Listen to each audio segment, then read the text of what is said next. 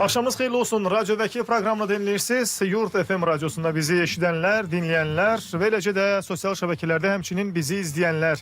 Hər birinizi salamlayırıq. Radyodakı proqramını mən Xəyal Orucoğlu'nun təqdimatında görmək və eşitmək imkanınız var. Bugün də təbii ki, sizinlə müzakirə edəcəyimiz aktual məsələlərdən biri var ki, o istiqamətdə danışacağıq. Amma deyim ki, bununla yanaşı sizi də maraqlandıran sualları bu müddət ərzində cavablandıracağıq. Suallarınız varsa bizə yaza bilərsiniz. Bizdə qeyd edim ki, vəkillər qonaqlarımız olur. Vəkillər kollegiyasının üzvü olan hüquqşünaslarımız sizi və bizi maraqlandıran sualları cavablandırırlar. Və əlbəttə ki, bu suallar həm gündəmə uyğun olaraq, həm də mövzumuza uyğun olaraq müəyyənləşdiririk. Sizin də sualınız varsa yaza bilərsiniz. 099 6 907 907 bizim WhatsApp nömrəmizdir. Siz sualınızı yazın, göndərin. Biz də burada cavablandıraq. Bu arada suallarınızı yazılı formada, yəni bəzən səsli formada göndərilir, bəzən zəng edərək göndərilir. Bu formada yox. Sadəcə yazaraq göndərirsiniz. Biz də burada cavablandırmağa çalışırıq. Eləcə də bizi sosial şəbəkələrdən izləmək mümkündür. Hal-hazırda sosial media hesablarımızdan Yurt FM-in və Vaxt Medianın YouTube və TikTok səhifələrindən də canlı yayımlanırıq. Oradan da suallarınızı yaza bilərsiniz. Mövzumuz çox aktualdır və qonağımızı istərdim ki, əvvəlcə sizə təqdim edim. Daha sonra mövzumuza keçid alaq. Əli Şiriyev bugün bizim vəkil qonağımızdır. Xoş gəlib, səfa gətirib. Xoş gördük Xəyal bəy. İlk öncə sizi, izləyiciləri, dinləyiciləri salamlayıram. Ümid edirəm ki, bugün faydalı bir veriliş olacaq. İnşallah, mən də buna ümidvaram. Çox sağ olun ki, gəlmisiniz və bugün də çox maraqlı bir mövzunu əslində müzakirə edəcəyik. Ali Məhkəmənin plenum bir qərarı var və bu qərarda mühüm məqamlar öz əksini tapıb. Bunlardan biri də xüsusən də son dönəmlər, belə deyək, insanlar, müəyyən vətəndaşlar alqı-satqı edərkən və yaxud da ki, görürsünüz, müəyyən bir daşınlar olsun, daşınmaz əmlak olsun, onların alqı-satqısında müəyyən problemlər yaşayır. O mənada ki, görürsünüz ki, bəzən adam gedir, nəyisə almaq istəyir, kiminsə hansısa bir aldadan şəxsin, dələduz deyilən bir şəxsin əlinə düşmüş oluruq. Hətta bəzən sənəd formasında bizə göstərilən kağızun da elə kağız olduğu məlum olur. Heç bir sənədə əsası və hüquq əsası olmadığı müəyyənləşir. Və biz də bilmirik, müəyyənləşdirə bilmirik, araşdıra bilmirik və yaxud da ki, müəyyən bir bilgisizliyimiz gətirib çıxardır ki, bir ətək pulu aparıb kiməsə təqdim edirik, sonra da həmin pulu almaqda çətinlik yaşayırıq və ya problem yaşayırıq. Və əlbəttə ki, belə olan halda da bəzən iş gedir, məhkəməyə çıxır və ümumiyyətlə, hüquqda isə belə bir termin var. Siz daha yaxşı bilərsiniz, hüquqşünaslarımız daha yaxşı bilər və vicdanlı alıcı anlayışı. Bugün ondan danışacağıq. Alqı-satqı zamanı xüsusən də vicdanlı alıcı anlayışı nədir, kimə deyilir o və bu hansı hallarda artıq bir növ dövriyyəyə girmiş olur. Buyurun, zəhmət olmasa. Demək, Xəyal bəy, sizin də bildirdiyiniz kimi, qanunvericilikdə mülki məcəllənin 182-ci maddəsində vicdanlı əldə edən adlı bir maddə var. Bu maddədə vicdanlı əldə edən, yəni qısa dedikdə vicdanlı alıcının kim olduğu göstərilmişdir. Bu vicdanlı alıcı o şəxsdir ki, o dövlətin rəsmi təqdim etdiyi sənədə, yəni reyestrə inanır, güvənir və heç bir digər qanun pozuntusuna yol vermədən mülki əldə edir. Bəli. Bu artıq vicdanlı alıcı. Keçirir vicdansız alıcıya. Yəni, daha doğrusu qanunvericisi vicdansız alıcı yox, vicdanlı alıcı görüntüsünü yaradan şəxs bu formada gedir. Vicdanlı alıcı. Yəni, faktiki olaraq bu adam vicdanlı alıcı deyil, amma bu görüntünü yaradır. Bu kimi mübahisələr, bu kimi problemlər çox olduğu üçün Ali Məhkəmə qərardat demək, qəbul etdi may ayında, 2026-cı ilin may ayında ümumi məhkəmə təcrübəsini tətbiq üçün ki, məhkəmələr bu formada hallarla rastlaşanda, qarşılaşanda bu təcrübəni tətbiq etsinlər.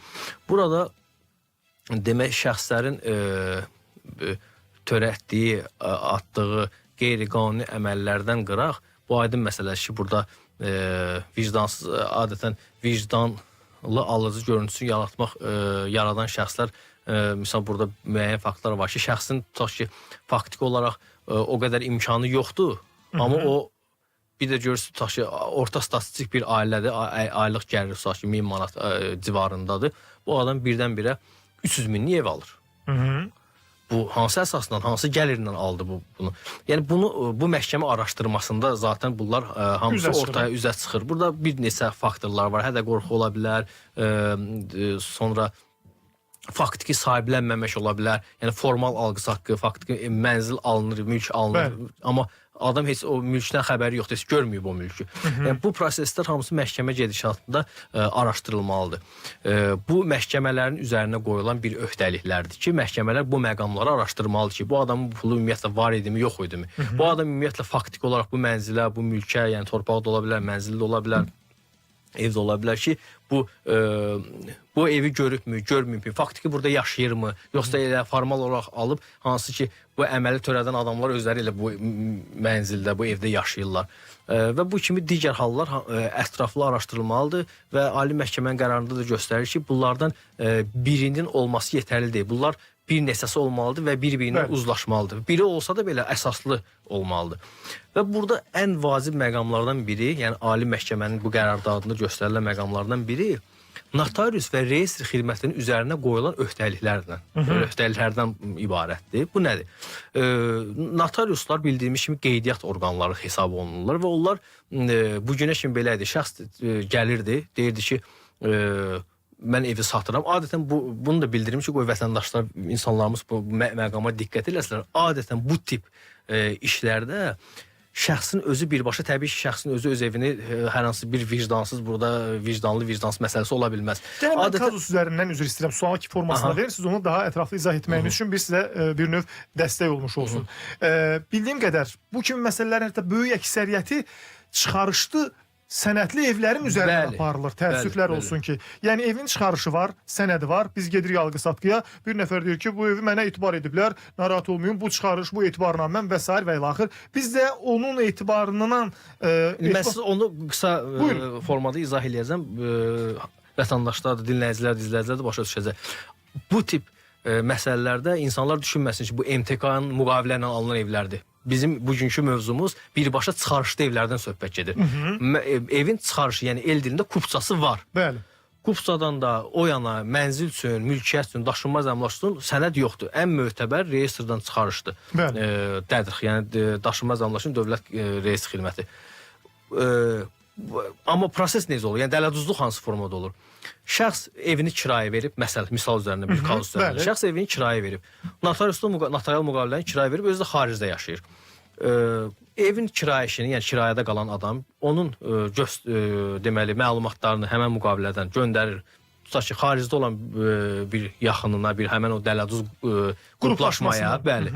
Onlar orada həmin adamın adından, mülkiyyətçinin adından etibarnamə hazırlayır. Notarial qaydada, oranın notariusu ilə.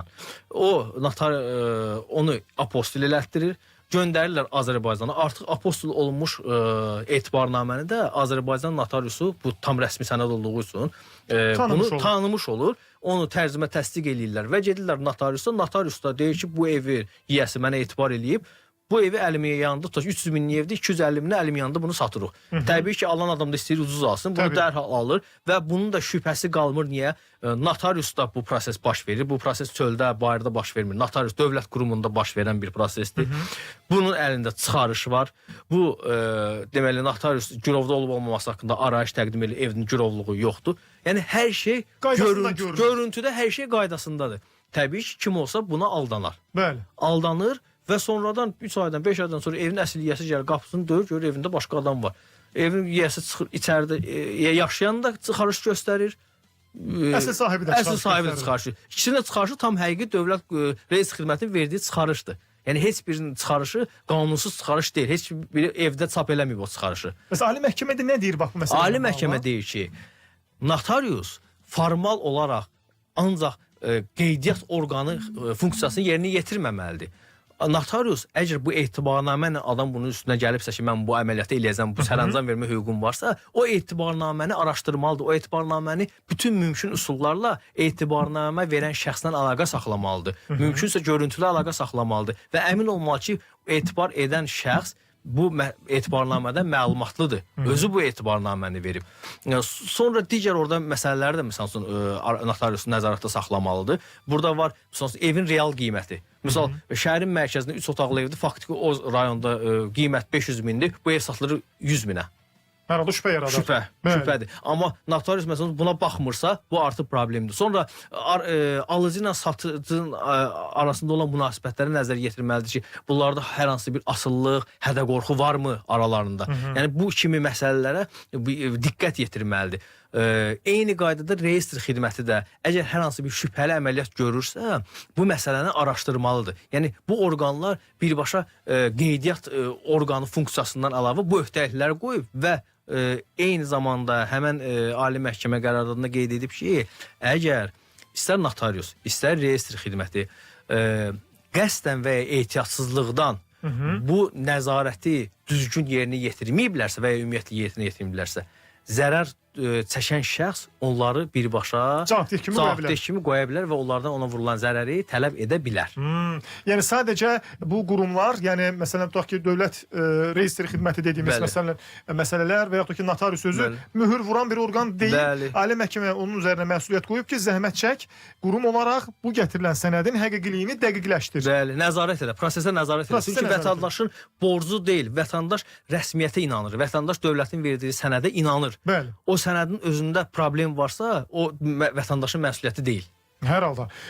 Suallarınız varsa yazın. Digər məqamlar da var. Biz Əli Şiriyev bugün bizim vəkil qonağımızdır. O məqamlara da toxunacağıq. Çox ehtiyatlı davranmaq lazımdır. Xüsusən də alqı-satqı məsələsində məsləhətləşmək çox önəmli olardı, yaxşı olardı. Bir hüquqşünasla, bir vəkillə, işi bilən bir adamla və əlbəttə ki, bu kimi məsələlərdə ciddi bir ehtiyac var. Dinləyicilərimizdən gələn bir sualı səsləndirib keçid alacağım reklam fasiləsinə. Çünki radioda reklam fasiləsinün vaxtıdır.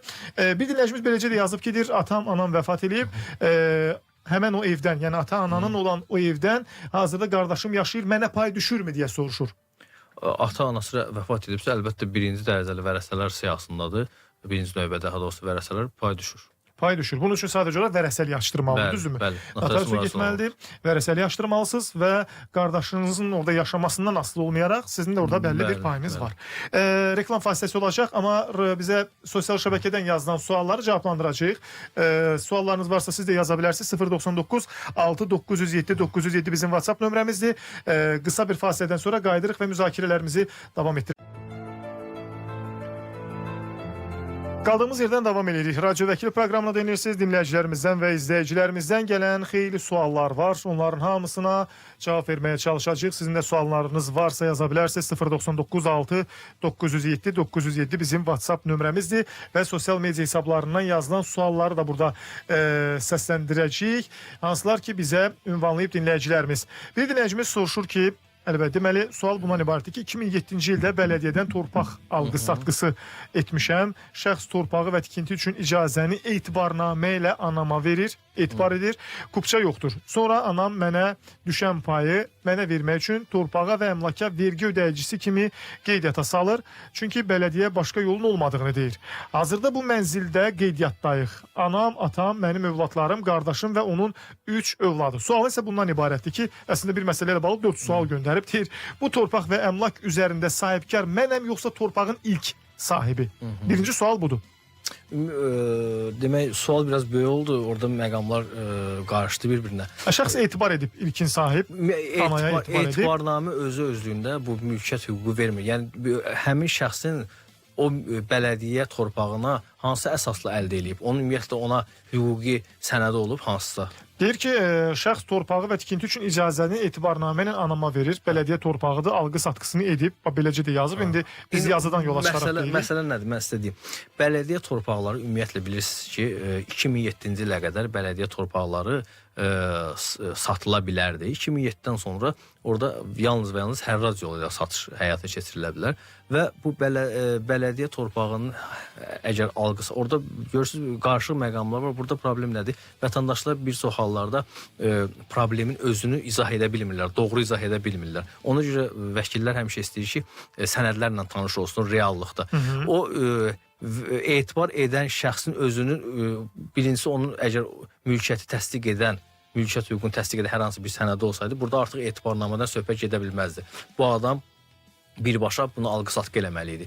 Demək ki, bunun hər hansı bir mülkiyyət hüququ olmayıb, olmayan mülkiyyət hüququna dair hər hansı bir etibarnamə verib və etibarnamə ilə də bu adam hər hansı bir hərəkət eləyə bilmir. Yenə deyirəm, tam cavab vermək üçün sənədlərlə tanış olmalı. Natamamlıq var. Ona görə o digər suallarda çətin cavab vermək. Bəli. Soruşub ki, gerisində soruşub ki, gələcəkdə bu ünvanda qeydiyyatda olan qardaşım və onun övladları hansısa maneələr törədə bilərmi mənə və ya 2007-ci ilin torpağıdır, kupça ala bilərəmmi deyə əlavə soruşub. Mülkiyyəti təsdiq edən heç bir sənəd yoxdur ümumiyyətlə. Yoxdur və indiki halda ancaq sənədlərlə tanış olub, bu alqı-satqı necə aparılıb və yaxud da ki, necə prosedur necə olub, ona görə də bax bu kimi məsələləri gərək araşdırasan, ondan sonra müəyyənləşdirək. Dinləyicimiz yazıb ki, dinləyicimiz bizə deməli həm də YouTube üzərinə bir sual yazıb. Bir sualı artıq 4 dəfə də oxumuşam, yenə oxumağa çalışacağam, amma digər suallarda əvvəlcə oxuyum, sonra keçid alarıq buna. Deyir ki, ata evi övladların razılığı olmadan bir övlad tərəfindən satıla bilərmi? Vəsiyyətnamə yoxdur. Ev ata rəhmətə gedəndən sonra necə satıla bilər? Yəni, hansı şərtlərlə buna icazə verilir?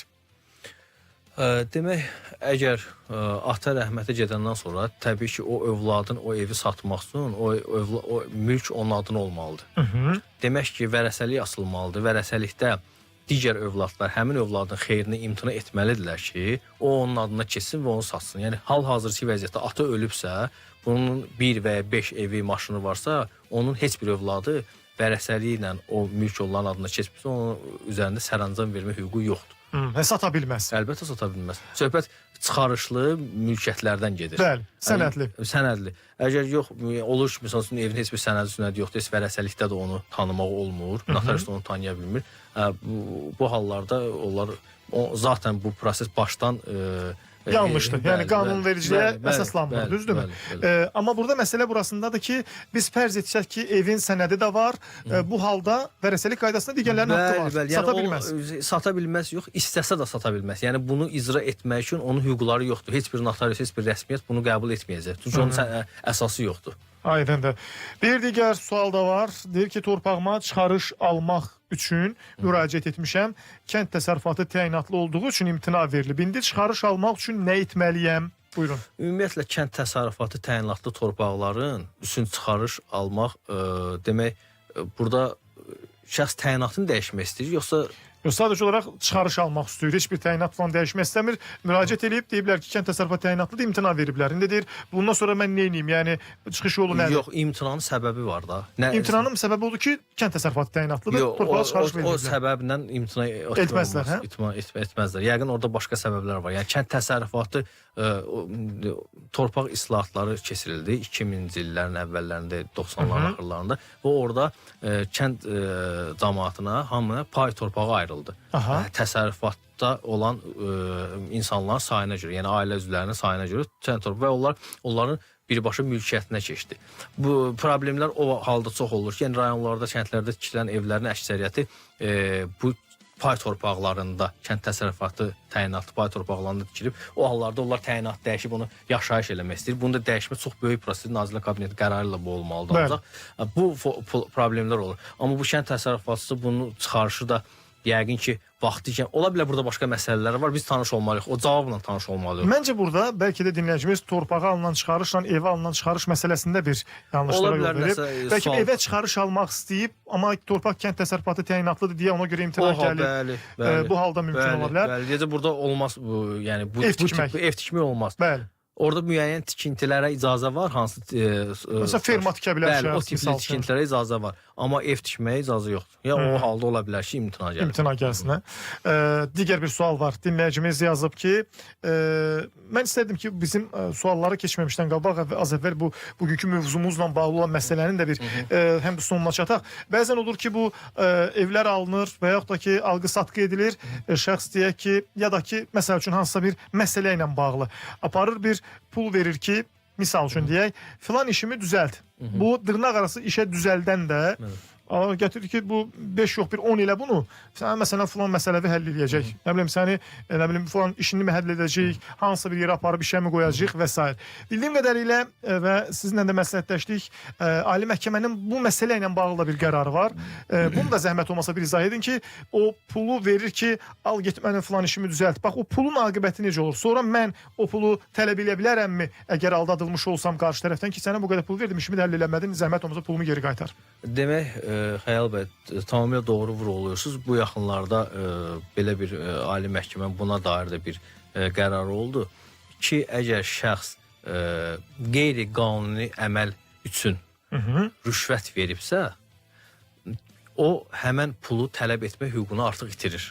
Nə cinayət prosesinin gedişində, nə ümumiyyətlə cinayət prosesindən qıraq da maddi tələb kimi bunu irəli sürə bilməz. Çünki bunun özünün həmən o verdiyi o pul, o rüşvət zaten özü-özlüyündə qanun pozuntusu üçün verilən puldur. Yəni misal üçün övladını aydın məsələdir ki, universitetə qəbul olmaq Dövlət İmtahan Mərkəzinin tərəfindən keçilir. İmtahan nəticəsində imtahandan keçirərək qəbul olur. Bir şəxs, valideyn gedir, pul verirsə ki, 5 min, 10 min, 50 min, 100 min ki, mənim övladımı hansı universitetə tələbə kimi düzəlt, demək bu anlayışlı sürətdə pozuntuya yol verir. Təbii. Düzdürmü? Sabah da bu pozuntu, belə deyək, qanun pozuntusunu törədib, indi də gəlir pulunu tələb edir. İşdə alınmayıb, indi gəlir pulunu tələb edir. Deməli, dövlət bütün işlərini atmalıdır, məhkəmələr işlərini saxlamalıdır, düşməlidir bunun zaten başdan qanunsuz olan əməl nəticəsində buna dəyən zərəri bərpa etmək üçün.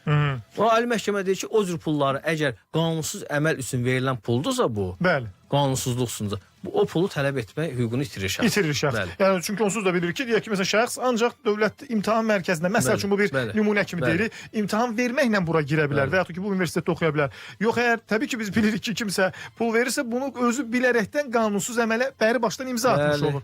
O şəxs də tutaq ki, məsələn o pulun belə pis də səslənsə, arxasına keçdi və heç qaytarmadı, heç iş də alınmadı. Yəni artıq mən öz hüququmu bir növ pulunu tələb etmə hüququmu itirmiş oluram. Çünki heç məhkəmə müstəvisində də onu tələb edə bilməyəcəm. Yeni plenum qərara görə.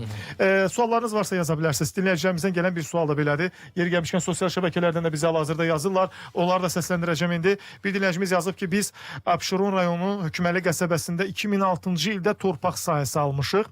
Torpaq sahəsində ev tikilib yaşayış var. Çıxarış üçün müraciət etdik. İmtina gəldi ki, arxiv yoxdur və mühürlər rəngli sürətdir. Biz neyniyə bilərik? Bu hal-hazırda. Amma qonşuların deyil, çıxarışı var. Bu demək, qonşuların çıxarışı varsa, bu məhkəmə perspektivi var, ola bilər bu işin. Var, yox, ola bilər bu işin. Çünki qanunverici, inzibati icraat haqqında qanunvericilikdə də bu nəzərdə tutulub. Amma bir məsələ var ki, arxiv arayışı çox vacib sənədlərdən biridir bu tip işlərdə. Arxiv arayışının olmaması o demək ki, bu sənədin kötüyü yoxdur. Yəni bu sənəd yoxdur. Bu sənəd nədirsə sonradan tərtib olunmuş, qeyri-qanuni bir sənəd hesab olunur.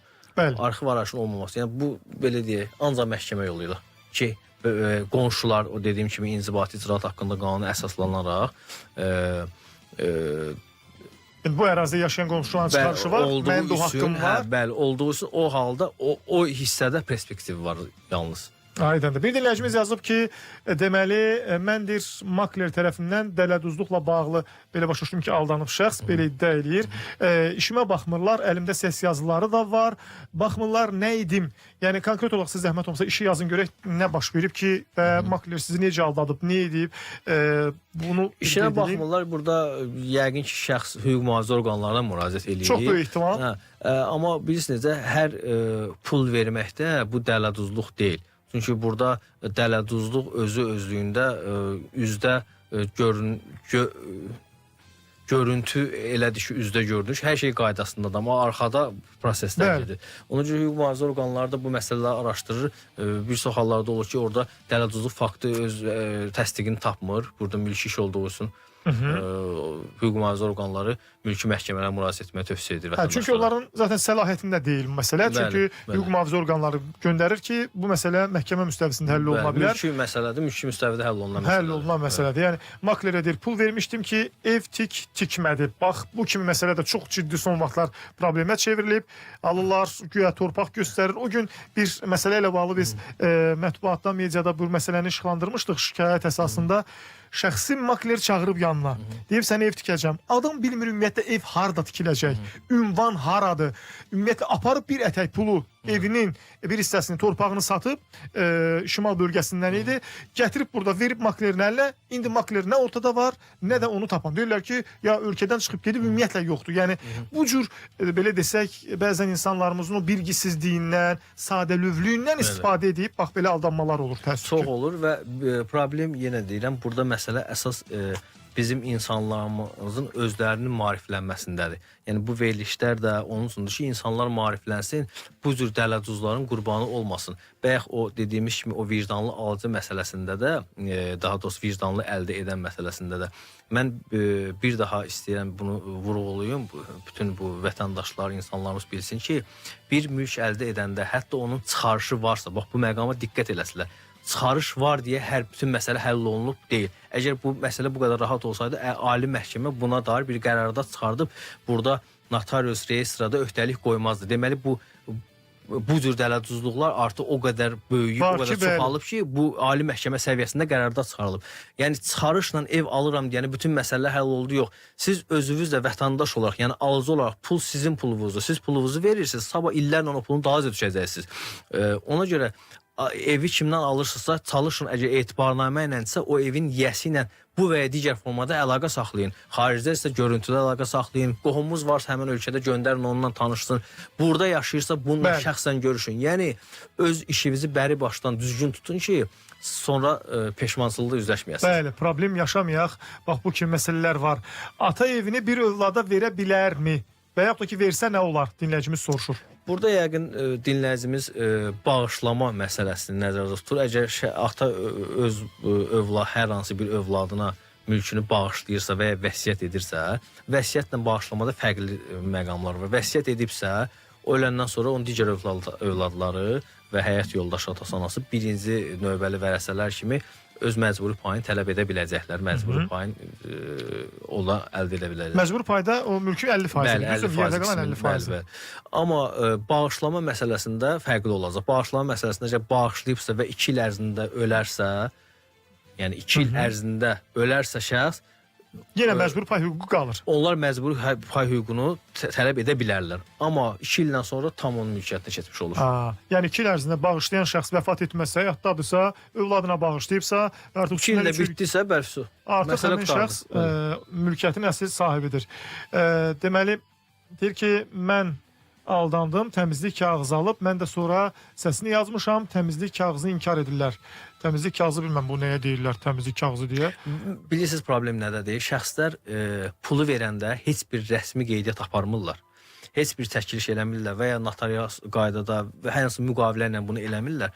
Sonradan pul gedir, ev gedir, adam gedir, sonra istəyirlər ki, hansısa ondan WhatsApp-la söz alsınlar, cavab alsınlar və onu sübut kimi geçsinlər, versinlər və bu formada hər hansı bir dələduzluq işi açılsın. Bilirsiniz, bu qədər rahat, bu qədər asan deyil də.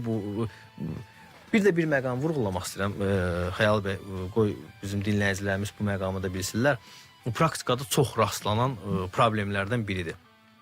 Demək, insanların biri digərinə, 2 şəxsdir, biri digərinə 100.000 borc verir pul.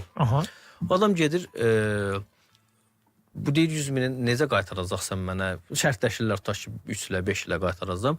Okey, yaxşı, gürov bir şey qoy, deyir, evim var, 150.000 evim var. Lazım olsa qoyarım. Qoyuram gürov, yaxşı. Gürovu necə qoyurlar? Gedirlər, notariusda alqı-satqı eləyirlər və ya bağışlama eləyir, yaxın qomşuda bağışlama belə alqı-satqı.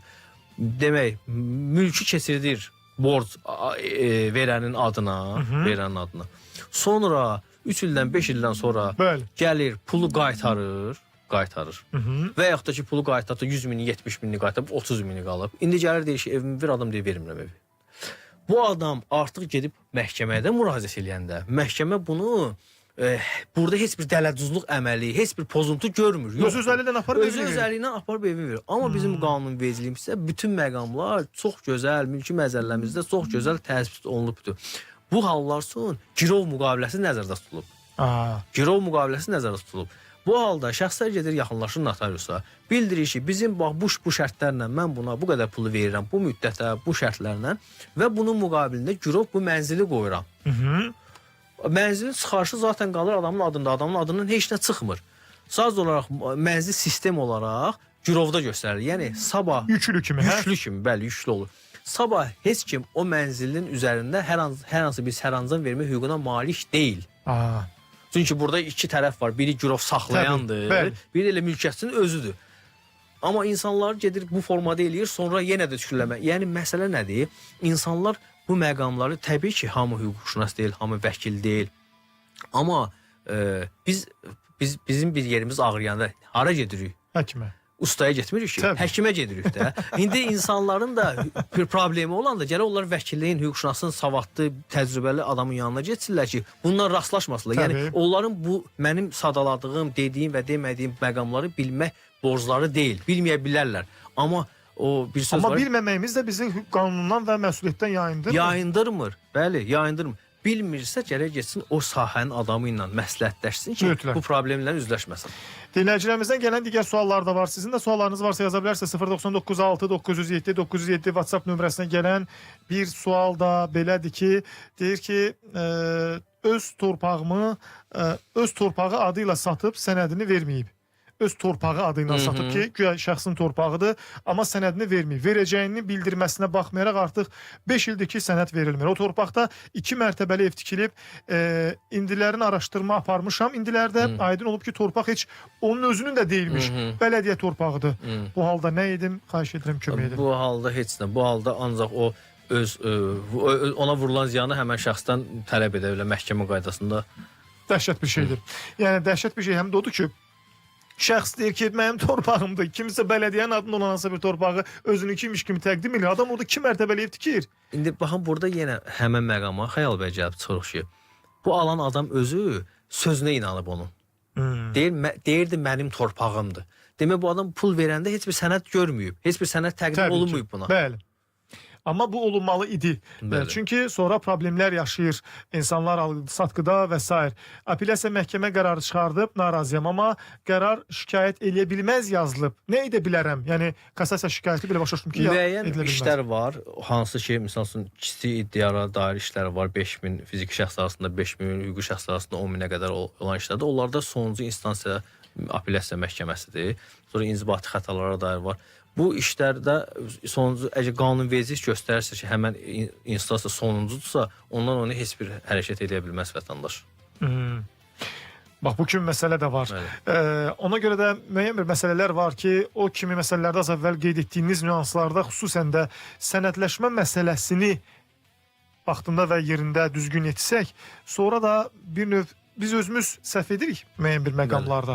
Sonra da deyək ki, misal üçün müvafiq qurumları, aidiyyəti olan və ya olmayan qurumları da bəzən müəyyən bir formada yanlış və günahkar çıxartmış oluruq ki, filan kəs məsələn bu formada bizə yanlış etdi və yaxud da ki, biz bilsəydik etməzdik və s. və ilaxır. Ona görə də çox ciddi yanaşmaq lazımdır məsələyə.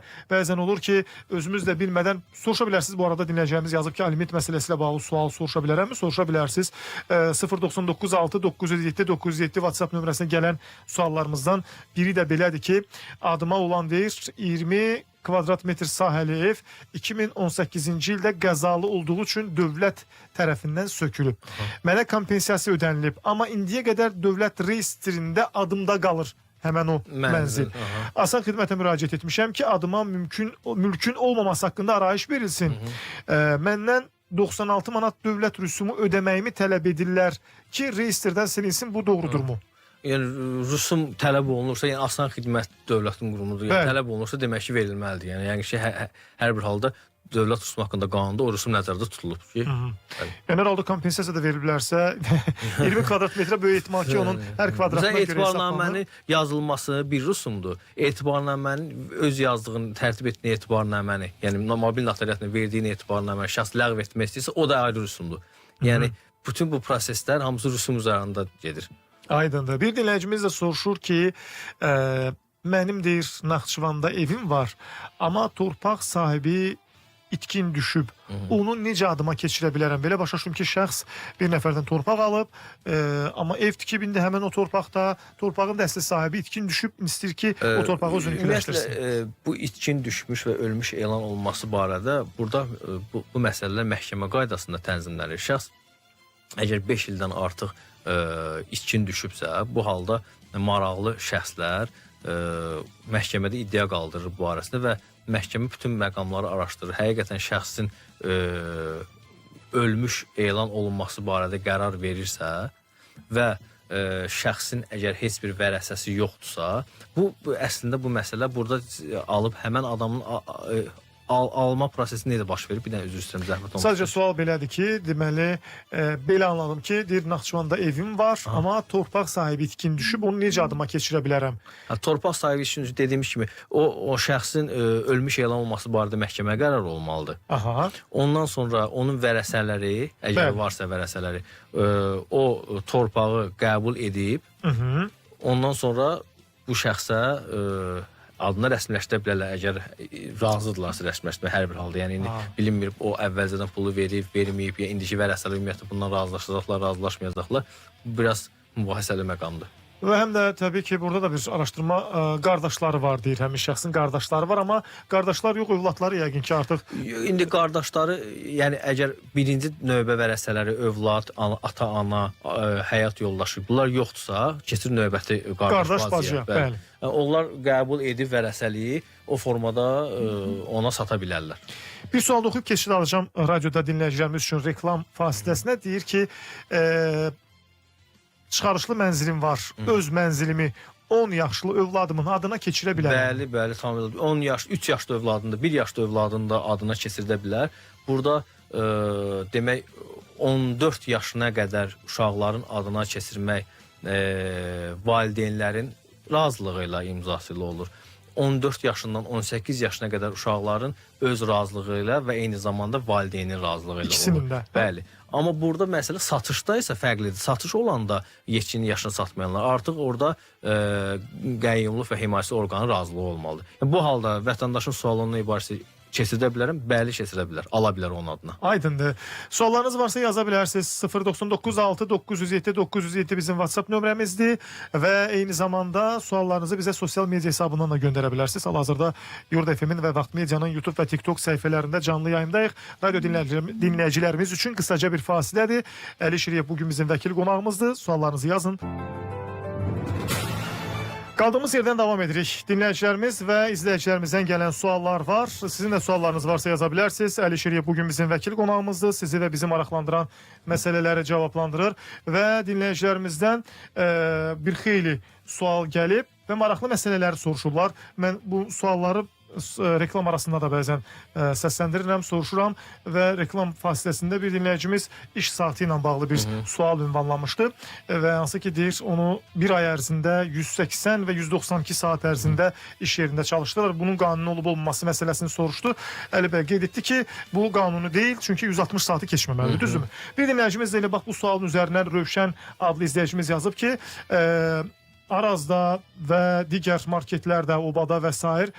marketlərdə deyir 220 saatdan çox işləyir əməkdaşlar və 450 manat maaş alırlar. Buna niyə nəzarət eləmirlər deyə soruşur. Əslində buna kim nəzarət eləməlidir bu kimi məsələlərə? Ümumiyyətlə bu kimi məsələlərə əmək müfəttişliyi nəzarət edir. Əmək və Sosial Müdafiə Nazirliyinin nəzdində olan hər halda bilirsiniz, şikayət olmalıdır. Gərək müraciət olsun ki, əmək müfəttişliyi də bu məsələ demək nəzarətə götürsün. Nəzarətə götürsün, fikrini bildirsin. Bəs burada bir başqa məsələ də var. Deyək ki, mən işləyirəm. İşlədiyim yerdən şikayət eləmək oturduğum budağı kəsməyə oxşuyur bəzən. Çünki məcbur qalıb işləyirəm də hər halda. Fikirləşirəm ki, heç işləməməkdənsə, məsələn, tutaq ki, 450 manat maaşı olsa belə yenə dərd yarıdır da, belə deyim. Və belə olan halda da şikayət edə bilmirəm. Amma hüququmu da tələb edə bilmirəm. Burada çıxış yolu nədir? Yəni, burada bir mənim hüququmun hansısa bir müdafiə və mühafizə olunduğu bir yer varmı? Bilirsiniz, necədir? Son 10 ilə qədər ümumiyyətlə Azərbaycanda ən böyük problemlərdən biri işçilərin əmək müqaviləsi olmadan deməli əmək münasibətlərinə cəlb olunması idi. Bu problemlər o qədər qabarmışdı ki, burada cinayət məsuliyyət də hətta müəyyən olundu ki, işçilər orada müəyyən işçilərin say hesabı var ki, demək, səhv eləməsi 10 nəfərdən artıq olanda artıq orada cinayət məsuliyyəti var. İnzibati məsuliyyətlər artırıldı və s. Yəni şikayətlər 10 nəfərdən çox olarsa, hə? Yox, əmək müqaviləsi olmayan işçilərdən söhbət gedir. Yəni kölgə iqtisadiyyatı, bu məsələlər var. İndi hal-hazırda müəssisələrin əksəriyyəti demək olar ki 99% çox nadir olar ki kimsə əmək müqaviləsi olmadan işçini işə cəlb edər. Əmək müqaviləsi olanda da artıq işçi rəsmiləşmiş tam qanuni ştatlı işçi hesab olunur. Ştatlı işçi hesab olunur. Qaldı bu ikinci məsələ, şikayət etmək məsələsi. Burada artıq müəyyən mənəvi məsələlər də irəli çıxır. Yəni sizin dediyiniz məsələlər. İşçi fikirləşir ki, mən şikayət etməklə artıq mən demək bu adamdan razı deyiləm, narazıyam. Tutaq onun şikayəti sabah təmin olunsa da, hər hansı bir kompensasiya ona ödənsə də, artıq o işə götürənlə onun münasibəti pozulmuş olur. O düşdü qara siyahıya. Bəli, pozulmuş olur. Dinləyicimiz yazıb ki, bəli, şikayət edən kimi çıxardılar. Yəni biz sualı da, cavabı da üzr istəyirəm. Dinləyicimizin sualı əsasında belə desək səsləndiririk. Onlar belə iddia ediblər ki, bu nə formada olur və biz də onun qanuni tərəflərini izah edirik. Və deyir ki, əksinə deyir istəniləndə, əksini də demək istəyirlər edirlər.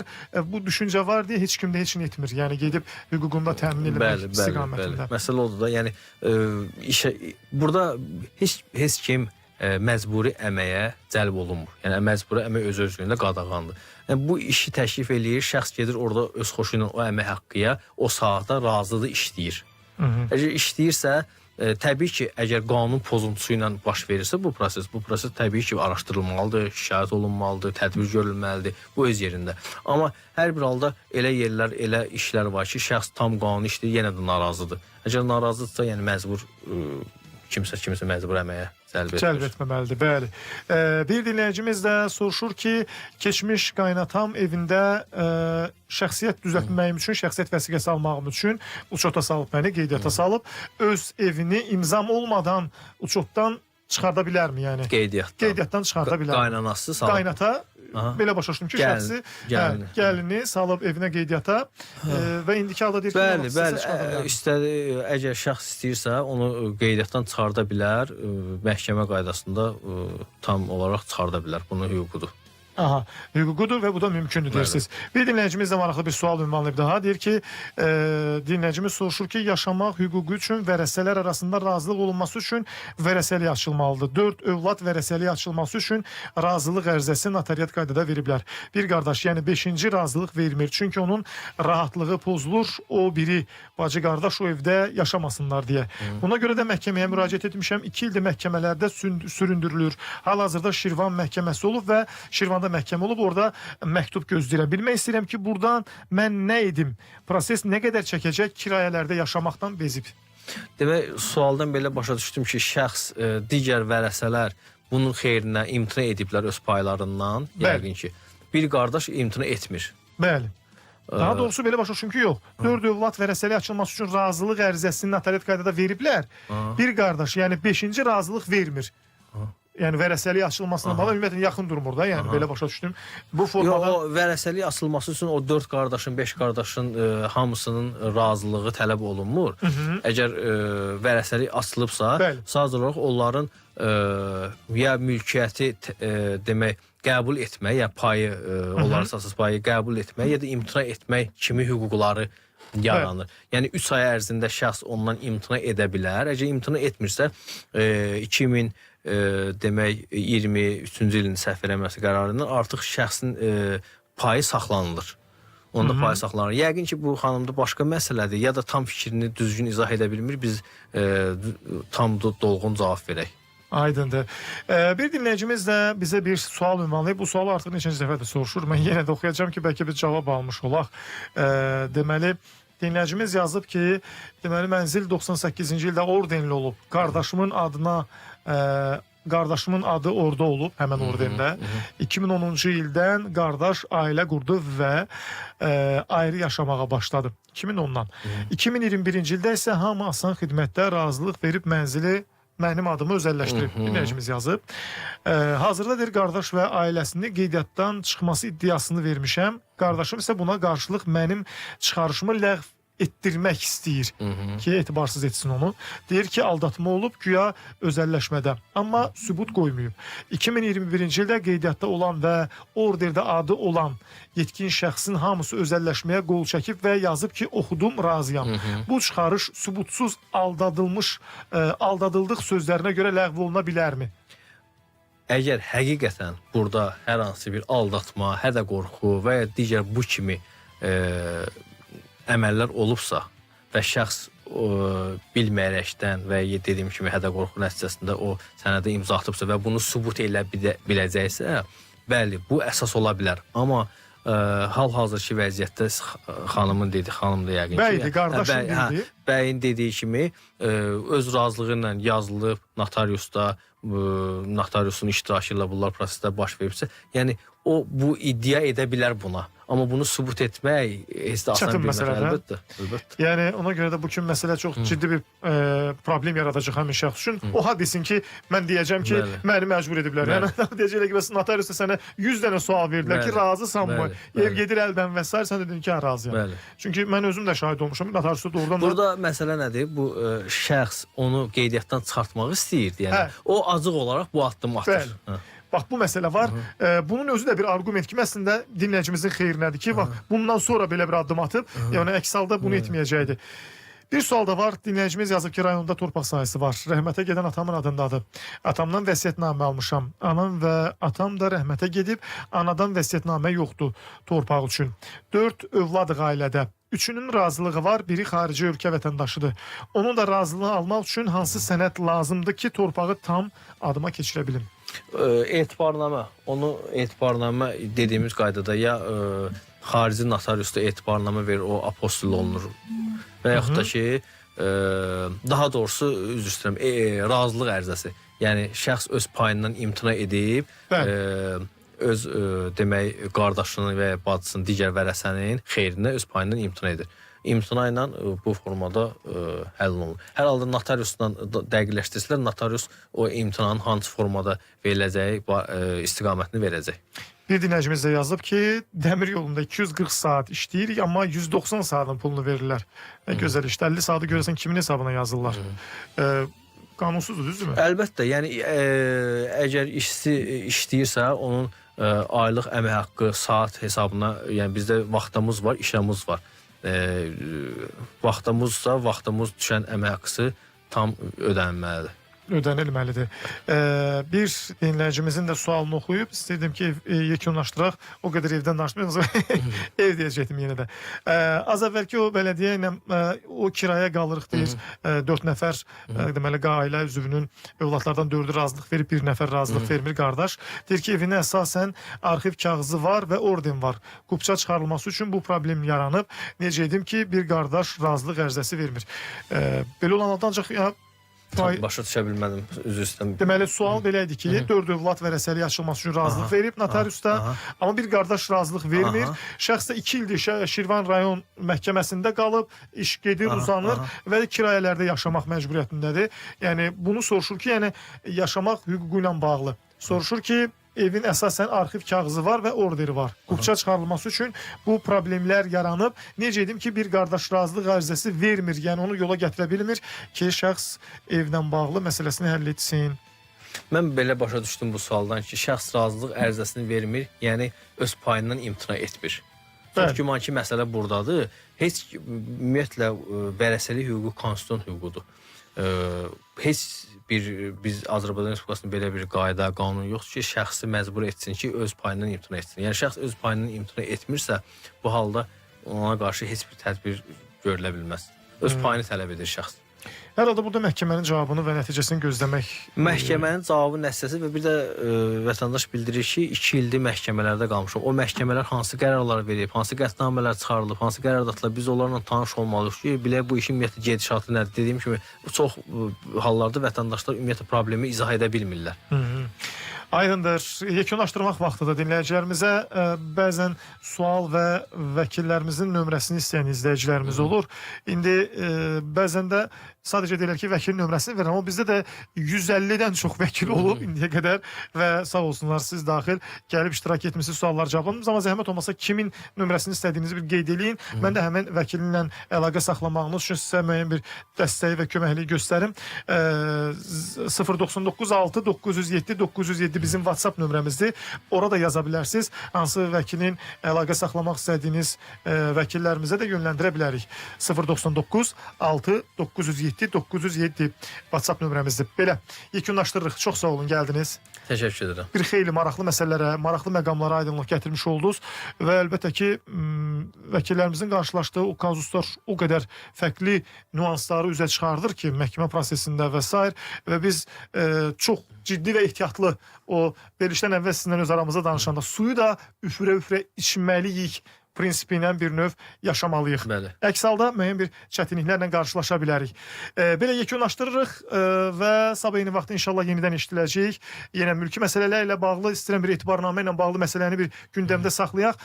Çünki bəzən bu kimi problemlər yaranır etibarnamə məsələsində. Sabah bu məsələni danışacağıq vəkil qonağımızla.